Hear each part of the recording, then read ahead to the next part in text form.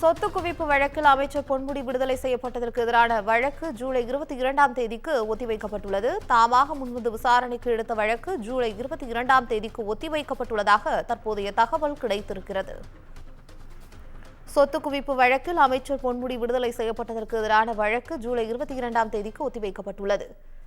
தாமாக முன்வந்து சுமோட்டோ என்ற அடிப்படையில் விசாரணைக்கு எடுக்கப்பட்ட இந்த வழக்கானது ஜூலை 22ஆம் தேதிக்கு ஒத்திவைக்கப்பட்டுள்ளதாக சென்னை உயர்நீதிமன்றம் தெரிவித்திருக்கிறது. இதுகுறித்த கூடுதல் தகவல்களை தருவதற்காக செய்தியாளர் சுந்தரம் இணைப்பில் இருக்கிறார். சுந்தரம், உங்களுடைய தகவல்கள்.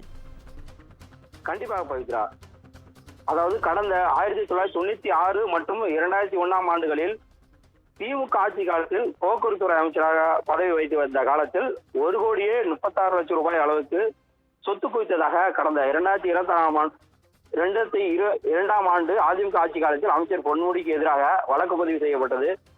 விழுப்புரம் நீதிமன்றத்தில் விசாரணை இருந்து வந்த வழக்கானது வேலூர் நீதிமன்றத்துக்கு மாற்றப்பட்டது. வழக்கை விசாரித்த வேலூர் நீதிமன்றம் குற்றச்சாட்டுகள் நிரூபிக்கப்படவில்லை என கூறி பொன்முடி மற்றும் அவரது மனைவி விசாலாட்சியை விடுதலை செய்து தீர்ப்பளித்தது.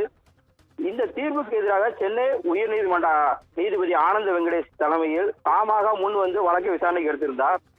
இந்த வழக்கானது இன்று மீண்டும் விசாரணை வந்தபோது ஏற்கனவே அமைச்சர்கள் தங்கம் தென்னரசு, KKSSR ராமச்சந்திரன், முன்னாள் முதலமைச்சர் பன்னீர்செல்வம் மீதான வழக்குகள் இறுதி விசாரணை நடத்துவதை சுட்டிக்காட்டிய நீதிபதி அமைச்சர் பொன்முடிக்கு எதிரான வழக்கின் விசாரணையை ஜூலை 22ஆம் தேதிக்கு தள்ளி வைத்தார். இதே போல 2001 இருந்து 2006ஆம் ஆண்டு அதிமுக ஆட்சி காலத்தில் சமூக நலத்துறை அமைச்சராக இருந்த வளர்மதி மற்றும் அவரது குடும்பத்திற்கு எதிராக சொத்து குவிப்பு வழக்கு தொடரப்பட்டிருந்தது. இந்த வழக்கிலிருந்து வளர்மதி உள்ளிட்டோரை விடுவித்து ஊழல் தடுப்பு சிறப்பு நீதிமன்றம் 2012ஆம் ஆண்டு உத்தரவிட்டிருந்தது.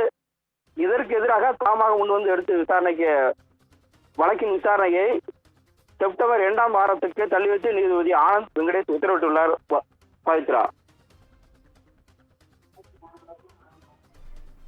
உங்களுடைய தகவல்களுக்கு நன்றி சுந்தரம்.